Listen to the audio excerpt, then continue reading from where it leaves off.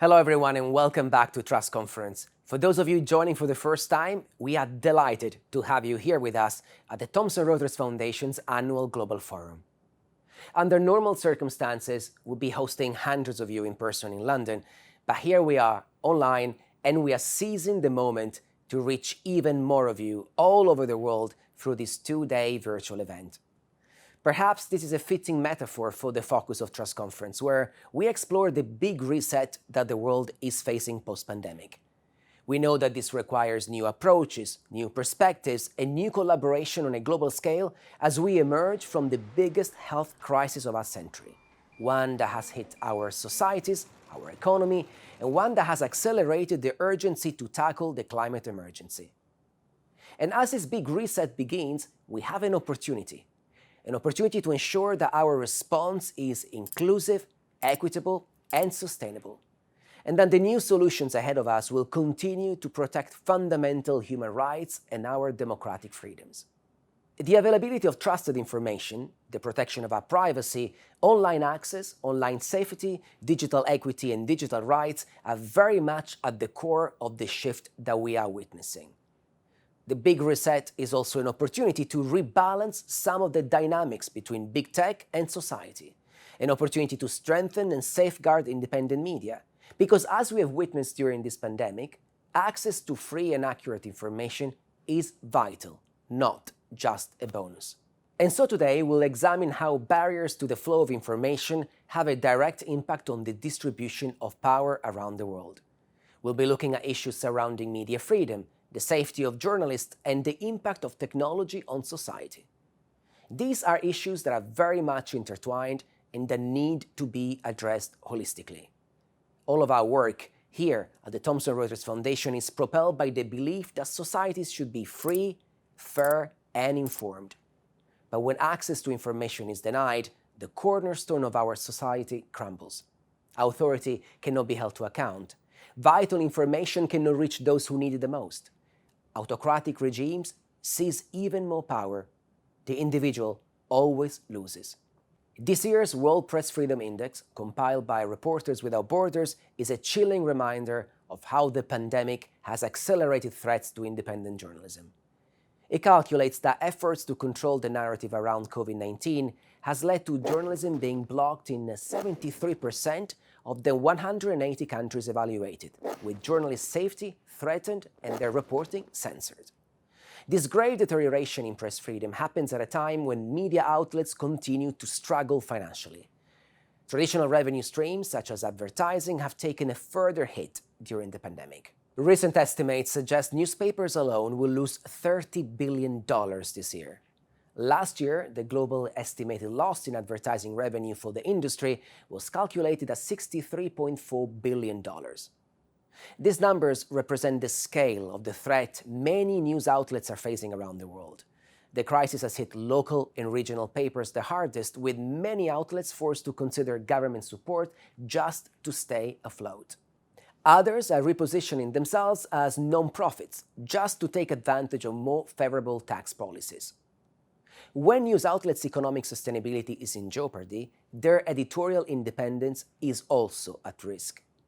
Those hit by plummeting revenues are particularly vulnerable, not only to state control by autocratic regimes, but also to advertisers or individuals open to paying for editorial control. You just have to look at Hungary, where nearly 80% of the media is now owned by business and individuals strongly aligned with government policies. News outlets that can ride out the storm are few and far between. We're here to try to help make our country stronger. This year's Nobel Peace Prize winner, our friend Maria Ressa, the founder and executive editor of Rappler in the Philippines, is responsible for one of the greatest success stories. Rappler has continued to grow, boosting its revenue thanks to extraordinary digital innovation. But this is rare. And so our first panel of the day will examine ways in which we can protect independent journalism and prevent news outlets from remaining at the mercy of the highest bidder. The link between sustainability and media freedom is critical, and this is why we put it at the top of our agenda. We want to play our part in preventing what philanthropic organization Luminate recently defined as a moment of media extinction. New players are coming to the rescue, and the answer is often via philanthropy. In the midst of the pandemic last year, it was a consortium of philanthropists and impact investors who saved Australia's AAP Newswire from closing. And here in the UK, The Guardian raised $9 million through readers' donations. Philanthropists such as Piero Media, Craig Newmark, and George Soros are some of the leading names who have continued to channel vital support to protect unbiased, high-quality journalism for the benefit of civil society. We are honored to have Craig Newmark and Executive Director of Aspen Digital, Vivian Schiller, speaking on this subject later on today.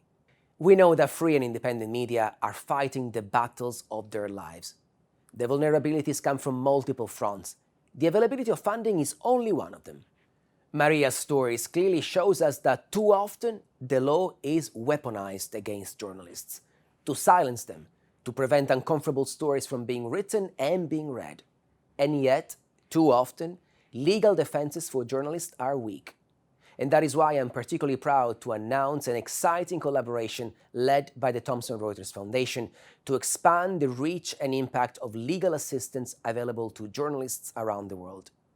The launch of this new project is just one of the Foundation's many interventions in the media development arena, in which we worked for the past 35 years to strengthen the journalism profession all over the world. You'll hear more about this ambitious initiative later on today. Our network of networks will ensure that reporters can have easier access to legal support to defend themselves and to fight censorship, so that they can continue to fulfill their role in society by covering public interest stories without fear. No journalist should fear for their lives for reporting accurately and fairly, but the statistics are stark. UNESCO data indicates that on average, every 5 days a journalist is killed because of their work. Women are particularly at risk. Earlier this year, UNESCO commissioned a survey of 900 female journalists from 125 countries. The results? 3/4 had experienced online abuse, and 1/4 had faced physical threats. Black, Indigenous, Jewish, and Arab female journalists experienced the highest rates of online violence. And so today we'll be looking at the rising tide of online and in-person threats to women journalists. We're giving a platform to the most authoritative voices who are researching and experiencing firsthand the impact that violence, online and offline, has on creditable journalism, on journalists' mental health, and their desire to withdraw from the online space or even to start self-censoring. These risks are real, and when a single woman journalist is silenced, we all lose. The voices of women must be heard. And that is why today we'll also be providing a platform for all those championing diversity in the newsrooms. International protest movements such as Me Too and Black Lives Matter have underscored the need to ensure that a plurality of voices is represented in the workplace and in editorial coverage. We'll be exploring what it means to be diverse in newsrooms all over the world, who is leading the way forward, and what more needs to be done. From defending news coverage to defending access to information, we'll also be taking a deep dive into the critical issues right at the intersection of media freedom and digital rights. Our surging reliance on technology is driving new risks and new complexities, together with power plays between big tech companies, governments, and the individual. We are extremely proud to be partnering with the Internet Society to examine the hot topic of encryption, vital for data privacy and cybersecurity, and relied upon by journalists and human rights defenders all over the world. According to Freedom House, several recently introduced regulations are undermining encryption. This year, India introduced a revised version of its Information Technology Act. The Act states that large social media platforms must share the identity of the first originator of a message when required by the government or the judiciary to do so. As a result, WhatsApp is now suing the Indian government. It argues that the technology needed to ensure traceability will lead to eroding privacy for everyone, violating human rights, and putting innocent people at risk. This tension between digital platforms and governments is not unique to India. Pakistan has proposed new regulations that demand digital service providers with more than 500,000 users to share decrypted personal data if asked to do so by the Federal Investigation Agency. Meanwhile, critics of end-to-end encryption in the West claim that it hinders vital security and criminal investigations. We'll be joined by leading experts from around the world who will examine the emerging and complex issues arising from encryption, with a specific focus on the Global South. Leading on from this session, we are also delighted to be partnering with Jigsaw to explore the human cost of internet shutdowns, an increasingly frequent tactic used by authoritarian governments to silence criticism and dissent. Internet shutdowns are becoming mainstream. An alarming report by Jigsaw, Access Now, and Sensor Planet records approximately 850 deliberate shutdowns over the past decade. 213 of these happened in 2019 alone, and in the first 5 months of this year, there were 50 shutdowns across 21 countries. Cutting online access hinders media freedom. It also hinders civil society and the democratic process. The consequences of internet shutdowns are catastrophic, affecting everything from economies to education to healthcare. Myanmar, which suffered the longest ever recorded internet shutdown this year, saw a 2.5% drop in GDP. We'll be hearing from experts who are pioneering efforts to secure a free and open internet for everyone, everywhere. We'll then continue looking at issues surrounding digital surveillance, censorship, and control over the web as we examine the race to cyber sovereignty through the lens of two differing governance models, one used across Western democracy and one emerging from China. On the one hand, China advocates for a digital governance model that is secure, state-controlled, and that leads to the effective delivery of essential services for its 1.4 billion citizens. On the other hand, many countries in the West are still struggling to redefine the power relationship between big tech and government. China has the most internet users in the world, 854 million this year, more than double the amount of the United States. Of the 30 largest internet businesses, 9 are Chinese.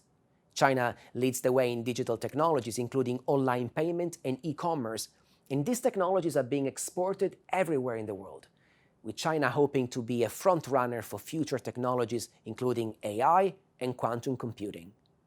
The EU model hopes to redress the balance of power between the individual, the tech company, and the state, but critics point to its struggle to enforce legislation. The same critics are also very wary of traditional Western models, including the ones in the US, where they accuse tech giants to commodify and manipulate its users using their personal data for profit-making. So is there a third way, one where the digital ecosystem is shaped by fundamental human rights? And who will win the cyberspace race? These are complex questions. It falls onto the expertise of our incredible panelists to dissect them in more details. I cannot wait to hear how this fascinating conversation will develop today. I'm also really looking forward to hearing from our changemakers. I'm Chitra, Hi, and I'm a change maker because Now in its 8th year, this initiative brings together some of the world's most extraordinary human rights defenders, activists and innovators, and from this year, also journalists who are committed to shining a light on the many issues covered here at Trust Conference. This year, thanks to the generous support of Fundación Botnar and to the kind donation from the ECLT Foundation, we have identified 48 changemakers working in the fields of climate change, socioeconomic inclusion, media freedom, and data and digital rights to participate in a 5-week, highly specialized training course. I can't wait to hear more about their work. They will be on our virtual stage later on today, so don't hesitate to connect with them. In fact, don't be shy. Please connect with one another. The platform that we're using allows you to go beyond watching and listening, so make the most of it. The goal of this event is to form new collaborations, establish new synergies that can drive our work in upholding free, fair, and informed societies. And finally, I want to take this opportunity to thank our very generous partners who have made this year's conference possible. Our platinum sponsors are White & Case and the People's Postcode Lottery. I also would like to thank Humanity United, the Internet Society, Jigsaw, and the ECLT Foundation.